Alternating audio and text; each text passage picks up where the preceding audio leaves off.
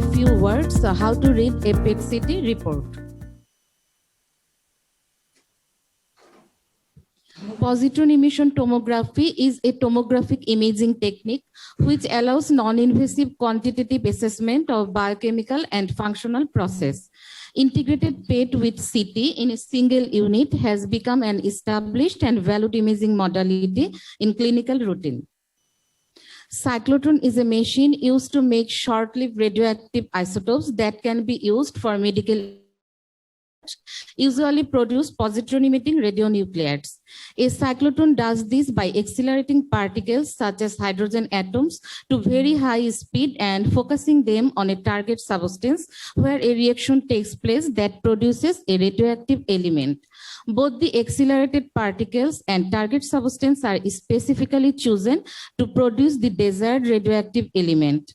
Once produced in the cyclotron, the radioactive material is transferred to a shielded hot cell where it is run through the sophisticated chemistry molecule to produce biological tracer. This is the cyclotron run by Bangladesh Atomic Energy Commission. Radio tracer, the main isotope produced by the cyclotron is fluorine-18. Fluorodeoxyglucose is accumulated with it, which maps the glucose metabolism in the body.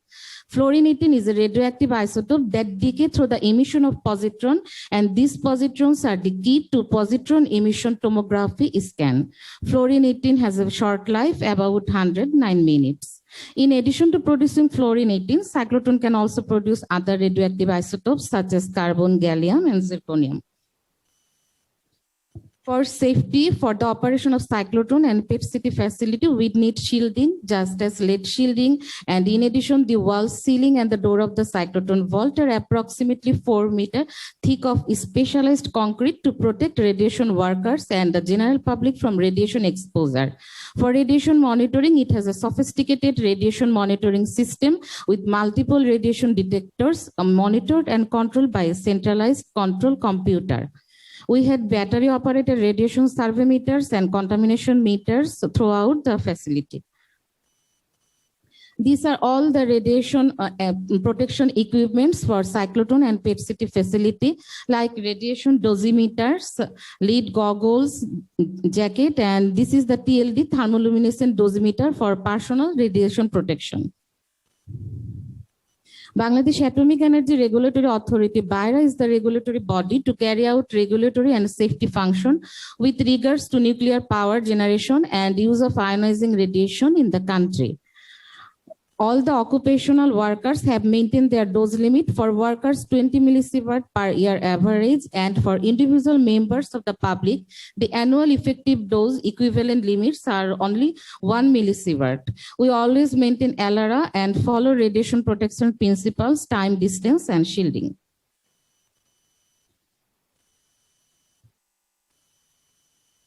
PET scanner, it is an integrated multimodality PET-CT system, is a combination of PET and CT system with a single conjoint patient handling table. PET-CT allows sequential acquisition of PET and CT portion of the examination with the patient in the same portion for both examination, and then both data sets are intrinsically co-registered. Our modern whole body PET-CT system typically have a reconstructed spatial resolution of 5 to 6 millimeter. And this is the annihilation reaction for which pair production, the positron is emitted. PET-CT room in Institute of Nuclear Medicine Allied Sciences, Dhaka. And this is our Philips 128/Ingenuity TOF PET-CT scanner. It is a very modern equipment and time of flight is incorporated in it. So our time limit is less and radiation dose is also less. This is the PET-CT gantry and the console room.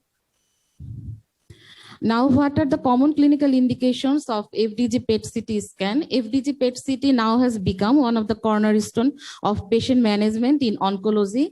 Differentiation of benign from malignant lesions, searching of an unknown primary, patient presence with a paraneoplastic syndrome, staging of unknown malignancy, monitoring the effect of therapy on known malignancy. Detecting the tumor recurrence, selection of the region of tumor for biopsy, guiding radiation therapy planning. Route of administration of FDG is always intravenous injection. Dose recommendation is 18 FDG for 70 kg adult, or like average adult, within the range of 5 to 10 millicurie. In children, dose may be as low as 2.6. 18 FDG should be stored upright in a lid shielded environment at controlled room temperature. Aseptic techniques and effective shielding should be employed with withdrawing dose for administration to patients. Fluorodeoxyglucose is an analog of glucose, so it acts like normal glucose in normal glycolytic pathway. But when it is phosphorylated, a special structural change occurs, and then it is being prevented from catabolized. This process is called metabolic trapping, and it makes increased uptake and accumulation of FDG occur within the abnormally metabolizing tumor cell. This is the mode of actions of FDG. This is the FDG preparation room in our institution, and it is obviously a controlled area, authorized entry only.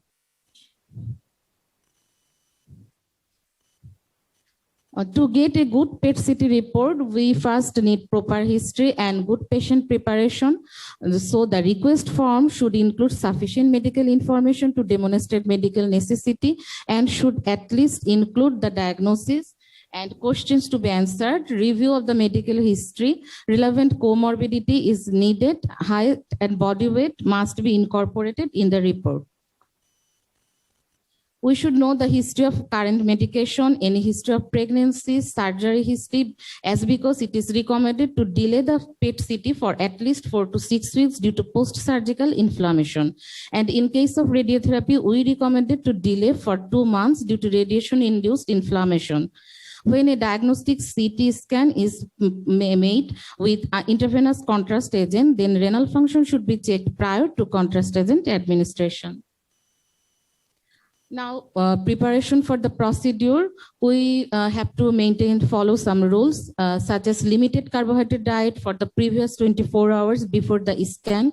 Patient must avoid extraneous exercise, avoid caffeinated beverage. 8 to 12 hours empty stomach is mandatory prior scan. Maintain hydration, and random blood glucose must be within 10 millimole per liter.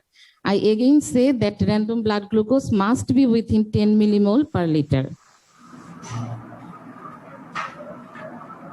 During the injection of FDG and the subsequent uptake phase, the patient should remain seated or recumbent and silent to minimize the FDG uptake in muscles. The patient should be kept warm starting 30 to 60 minutes before the injection of FDG and continuing throughout the subsequent uptake period, and examination to minimize FDG accumulation in brown fat. And patient should void immediately prior to the scan to reduce the bladder activity. This is a typical layout of a PET-CT facility, and that is our patient waiting room after administration of FDG. You can see it is a dim light, quiet room so that the patient can rest properly. Overall procedure: establish intravenous cannulation, give oral contrast 2 hours prior scan if indicated, administer radiotracer according to the weight of the patient, rest for 60 minutes, then go to the PET scanner. Scan time is approximately 15 to 20 minutes.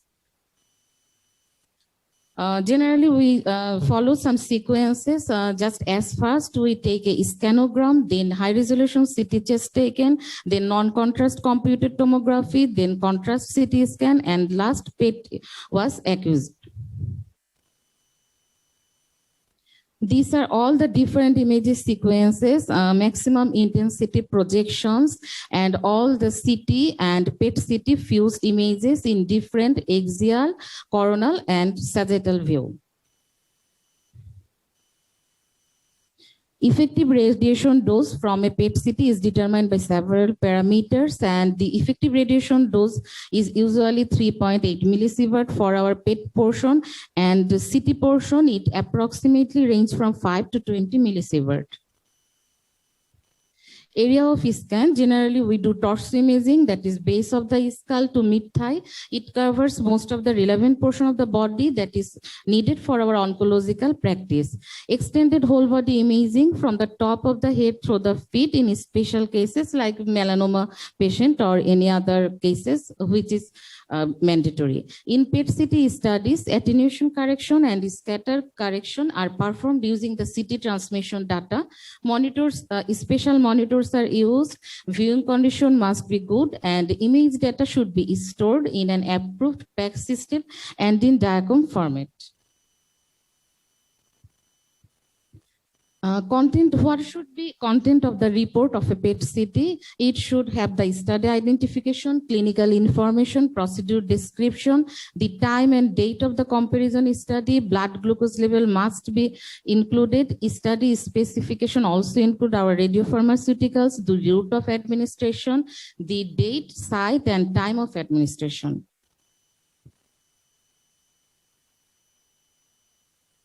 Dosimetric parameters also should be included. The report should state whether CT with or without contrast agent, imaging in case of the treated patient or follow-up study. The format of the report should mirror the one at baseline. Reports of the follow-up study must include clear statement regarding the detection of new disease, as this implies metabolic progression of the disease. Also, description on the direction of change, indeterminate lesions, and mixed responses and findings variance with one another should be stated. PET-CT interpretation, the presence or absence of abnormal FDG accumulation of the PET image, especially focal accumulation in combination with intensity of uptake and anatomical size should be evaluated. Pattern of FDG uptake, establish CT morphological criteria and correlation with patient history, physical examination and other imaging modality may be helpful for differentiation between malignant and benign lesion. Maximum intensity projection image was invented in first 1988 for the nuclear medicine. Now it is routinely used in positron emission tomography. Patient preparation is important in acquiring good quality studies, so it is the responsibility of the PET specialist to ensure that appropriate protocols are in place to prevent non-diagnostic or suboptimal study. An important aspect of interpretation is assessment the technical adequacy of the study, and ideally it should be done before the patient leaves the department to enable repeat acquisition of any critical region inadequately assessed on the initial examination. Now I want to say how we read a oncological PET-CT.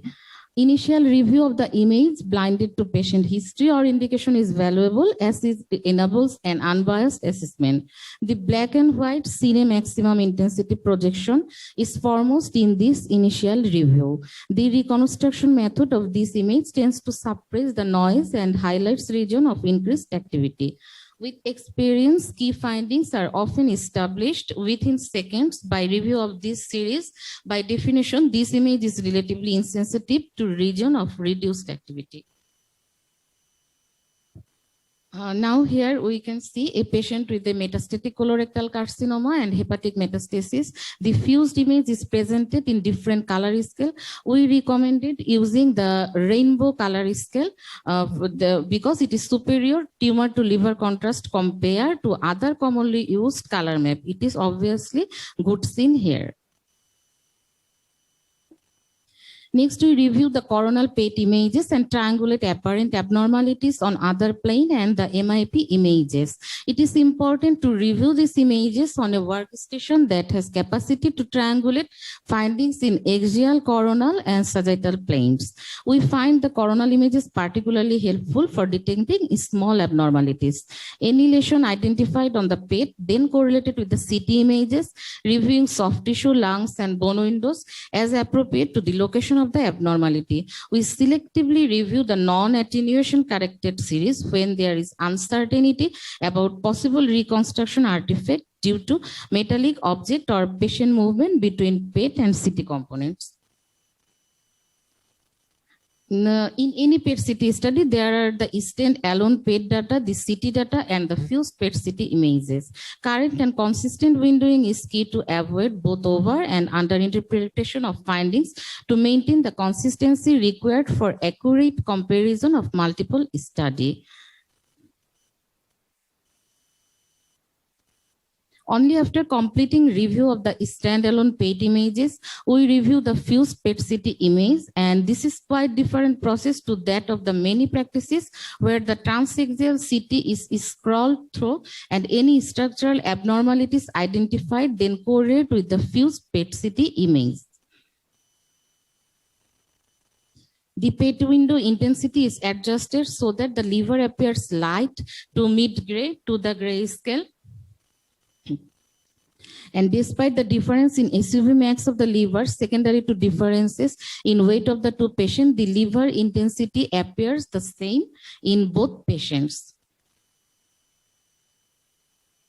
When the high metabolic activity is present, one of the primary aim is to ascertain the etiology, either it is malignant, benign, or inflammatory. In early PET literature, some researchers defined malignancy based on a SUV max threshold of greater than 2.5, but now we contend that SUV analysis has virtually no role in these settings. Far more important than the SUV max is the pattern rather than the intensity of metabolic activity and the correlative CT findings. It is essential to know some basic terms to read a PET report, such as standardized uptake value, SUV. It is defined as the ratio of activity per unit volume of a region of interest to the activity per unit whole body volume, and it is considered to be a semi-quantitative parameter.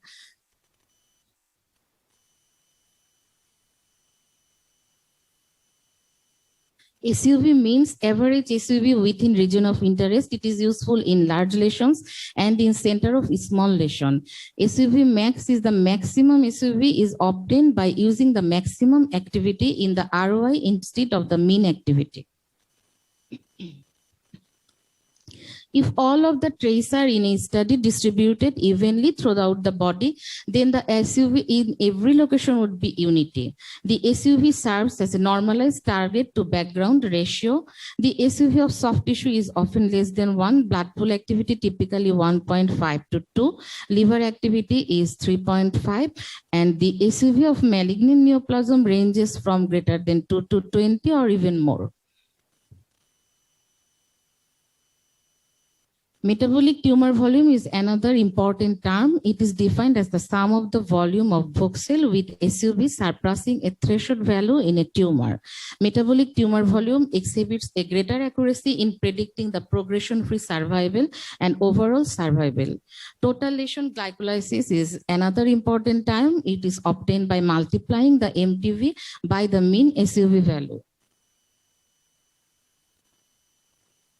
Liver uptake assessment must be assessed by placing a spherical volume of interest of diameter 3 cm in the right upper lobe of the liver, and it should be reported along with the lesion SUV data. For clinical study, mean liver SUV within 1.3 and 3. If liver SUV outside this range, it may indicate that incorrect FDG administration or technical issue, and the use of the quantitative analysis of the study then should be reconsidered by your PET specialist.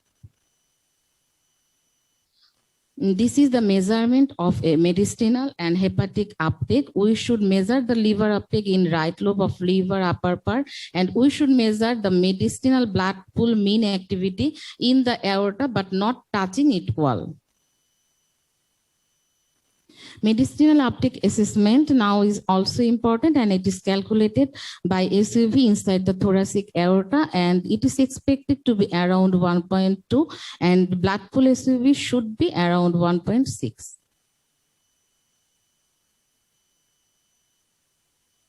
To read a PET-CT case, we must know about the physiological tracer distribution. There is normally most intense uptake within the brain. It can be also intense in renal collecting system, ureter, and urinary bladder. Low-grade activity usually found in the liver, spleen, bone marrow, and renal cortex. And there can be variable uptake in myocardium and digestive tract. Uptake is common in lymphoid tissue in Waldeyer's ring. Physiological thymic uptake may be present, uptake in brown fat may be present, and bone marrow uptake may be variable. These are the normal physiological uptake sites, that is brain and palatine tonsil, lingual tonsil, myocardium, stomach, bone marrow, and bladder. There is a physical FDG accumulation in brain in maximum intensity projection and also in the fused PET-CT image. This is the another findings of physiological uptake in myocardium and urinary bladder and kidney. FDG accumulation in palatine tonsil is here. It is either physiological or inflammatory cause. We should know all about the false positive PET-CT report. It may be due to some technical causes such as misregistration artifact. Misregistration artifact is particularly evident at the lung bases, resulting in difficulty differentiation pulmonary nodules from focal liver lesion. As because CT imaging we take breath hold position, but PET images we take during tidal breathing. So this can contribute significantly to misregistration of pulmonary nodules on fused PET-CT images. Now we can show a PET-CT image. Here is the focus of increased FDG uptake is seen at the right lung base, but in contrast CT, there is no lesion in lungs, but there is a focal hypodense lesion in right upper lobe of liver. So it is a misregistration artifact in these cases. Injection artifact, leakage of radiotracer into the subcutaneous at the injection site, or can result in subcutaneous tracking of FDG along the lymphatic channels in the arm. This can result in spurious uptake in axillary node distal to the injection site. There is a focal IV contrast mimicking small lymph nodes. Like a lymph node phase, but it is a IV contrast artifact, and there is a another linear contrast attenuation correction artifact.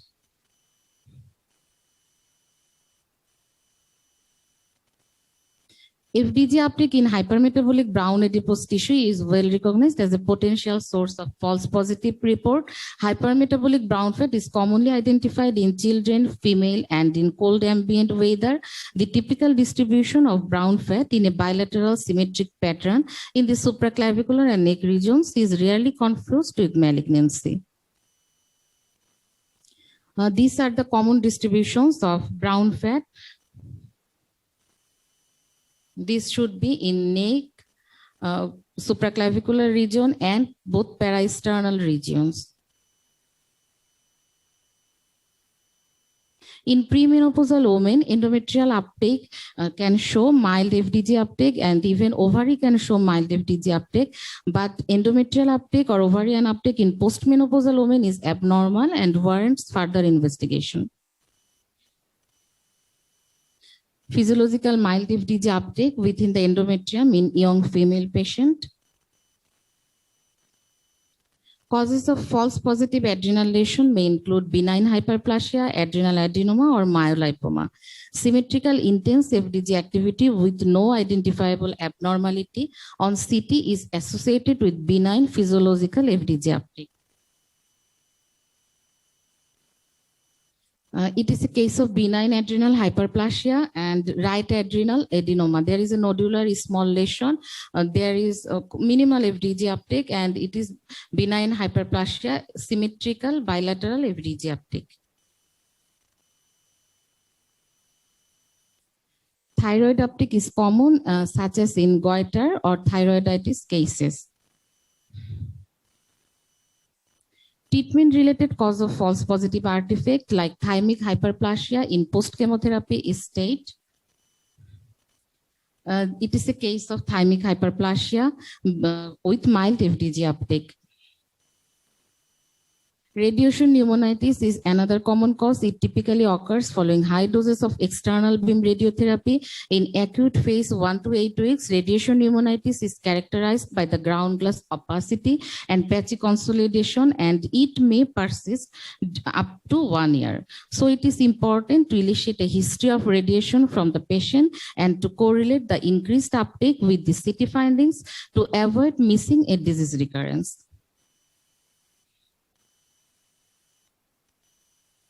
Radiation-induced pneumonitis in 57 years female patient of CLF breast underwent mastectomy followed by chemoradiotherapy, axial and coronal CT and fused images showing patchy density in left upper lung with mild FDG uptake. Infection is another common cause for false positive report. Chemotherapy patients are susceptible to a wide variety of infections, including upper respiratory tract infection, pneumonia, or colitis. Here is, we show a diffuse uptake involving the pancreas and colon. That is due to colitis. It is all are diffuse uptake, whole of the colon like colitis. And here is diffuse intense FDG uptake within the pancreas due to pancreatitis after immunotherapy. So we should not interpret it such as recurrence or metastasis. And there is sagittal CT and fused 18 FDG PET CT of the neck demonstrates a small subcutaneous hypermetabolic nodule in the posterior soft tissue of the neck. It is corresponds to a furuncle clinically that is almost benign pathology. Bone marrow uptake may be variable in the bone marrow on axial image. It can misinterpret as metastasis, but however, a repeating pattern which is most evident on sagittal and coronal image, it is characteristics of physiological FDG uptake. And bone marrow uptake can be present to a variable degree in patients who are receiving colony stimulating factor or either due to infection, inflammation, or anemia. These are all the normal bone marrow uptake, like post-chemotherapy states. We should mention it due to reactive marrow, but we should not mention it about marrow infiltration. Surgery and radiotherapy related cases, FDG is frequently identified in postoperative wound site. So imaging during the early postoperative period may result in overstaging of patients because of non-neoplastic uptake of FDG. Careful evaluation of the CT component in this setting is vital, as CT imaging can provide valuable additional information regarding benign inflammatory conditions commonly encountered in the postoperative settings. And in order to minimize non-tumoral uptake of FDG, it is advisable to allow it at least 6 weeks post-surgery or completion of radiotherapy prior to performing staging 18F FDG PET CT. In a case of CLF breast, underwent modified radical mastectomy with axillary dissection, also treated with chemoradiotherapy. There is mild irregularity as well as mild FDG uptake in the left chest wall. Its maximum value is 2.67, minimum value is 1.66. Flare phenomenon has also been described in case of lung and breast cancer after receiving chemotherapy, differentiating between increased FDG uptake due to flare response and true disease progression may not be possible in the early cases. So it should be bear in mind, such as flare cases should not be reported as recurrence. Osteonecrosis or avascular necrosis has been described as a complication of combination chemotherapy treatment. It can be seen in the hip joint or proximal humerus and also can be seen as jaw osteonecrosis.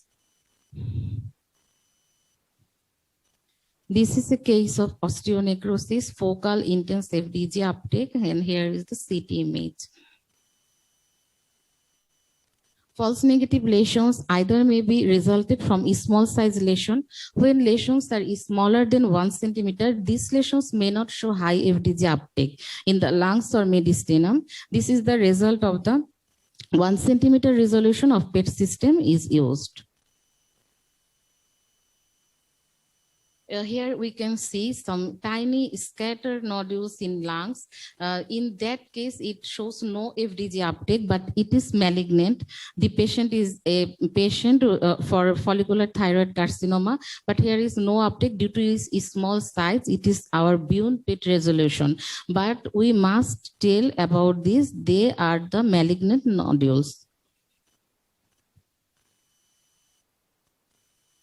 Indeterminate pulmonary nodules or beyond PET resolution should be in mind when reporting with small pulmonary nodules. Carcinoid tumor is another tumor which shows very low FDG uptake, and that is 1 to 2.3. Another important cause is hyperglycemia. In situation of high blood glucose level, circulating blood glucose uptake in pathologic lesions increases and thus prevent the FDG uptake because of the competitive reaction which interferes FDG uptake in the tumor, and that's resulting in a false negative finding. So we must be reconsidered that every patient should have blood glucose level within 10 millimole per liter at the study morning. FDG PET negative tumors. There are some carcinoma that are malignant, but they are FDG negative, either FDG negative or showing very low FDG uptake. That are well differentiated bronchoalveolar carcinoma, carcinoid tumor, renal cell carcinoma, hepatoma, mucinous tumor of the GIT and colon. So careful evaluation of this CT component of the study, however, will prevent a misdiagnosis. We should also know benign pathological FDG uptake. And another one is healing bone. A healing sternum after sternotomy and healing rib fractures are common source of FDG uptake in bone that could be misinterpreted as osseous metastatic disease. Here, maximum intensity projection image as well as sagittal PET CT and fused PET CT image of the FDG sternotomy uptake patterns.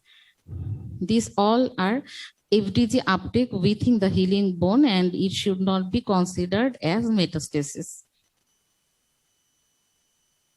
Lymph node. FDG uptake in regional lymph node in patients with cancer generally indicates metastatic involvement rather than infection, but either entity can result in FDG uptake. So abnormal accumulation of FDG in lymph nodes can also be a consequence of spurious delivery of the tracer via lymphatic drainage, as when the tracer extravasates into the tissue drained by a regional lymph node group.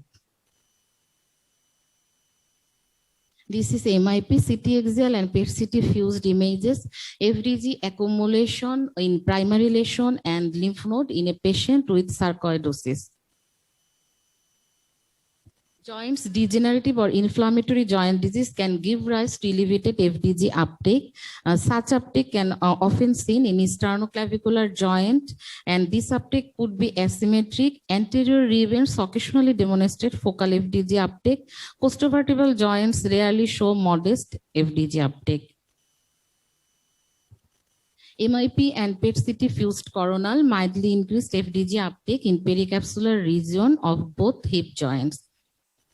These are all for arthritic or degenerative cause.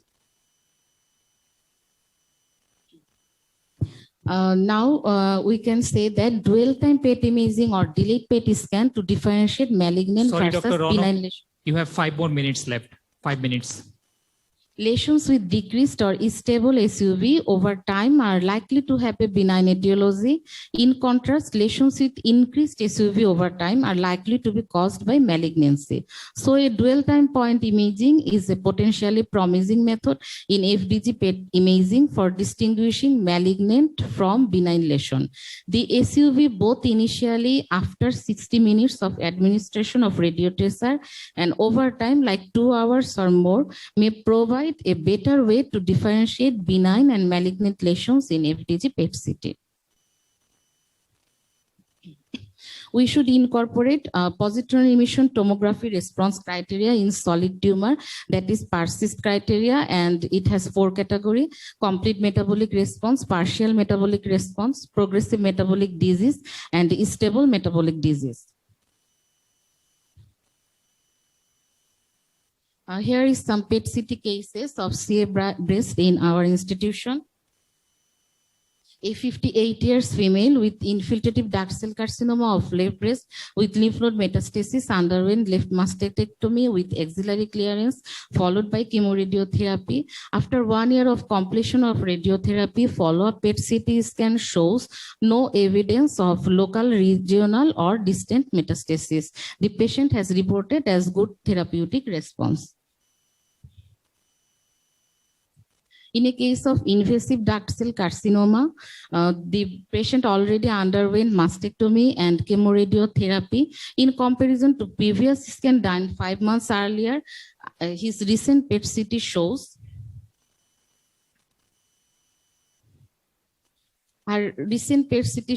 progression of the metabolic progression of the bony disease. So these patients are diagnosed as progressive disease.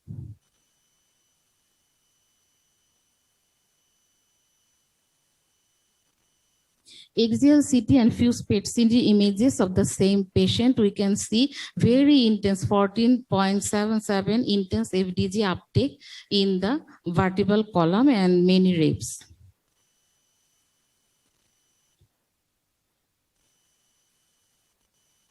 A 35 years female with IDC of right breast underwent breast conservative surgery and hormonal therapy. Her first PET-CT was this. There was some bony lesions in the vertebral column, but after completing hormonal therapy, there is no metabolic evidence of bony mets. So this patient is reported as good therapeutic response.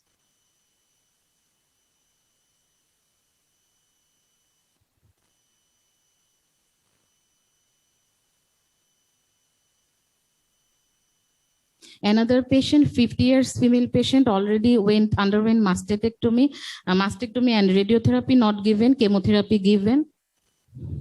Her PET-CT shows her recent PET-CT shows another lesion in right breast. The patient already underwent left mastectomy 10 years back, but recent PET-CT shows another hypermetabolic lesions in right breast. So biopsy is recommended in that case. Another 37 years female patient underwent breast conservative surgery and treated with chemotherapy. Her PET-CT showing right pulmonary metastasis and mediastinal hypermetabolic nodes. These all are positive mediastinal nodes.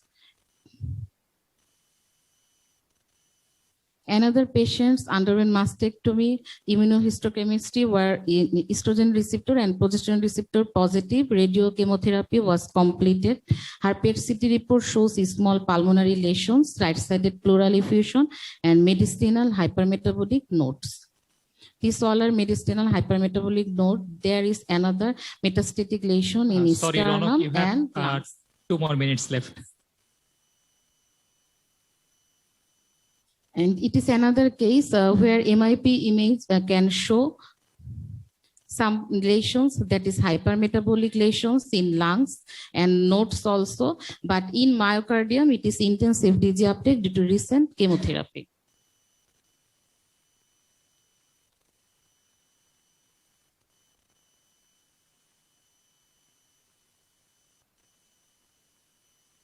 And it is another patient with positive pulmonary and mediastinal and cervical lymph node metastasis.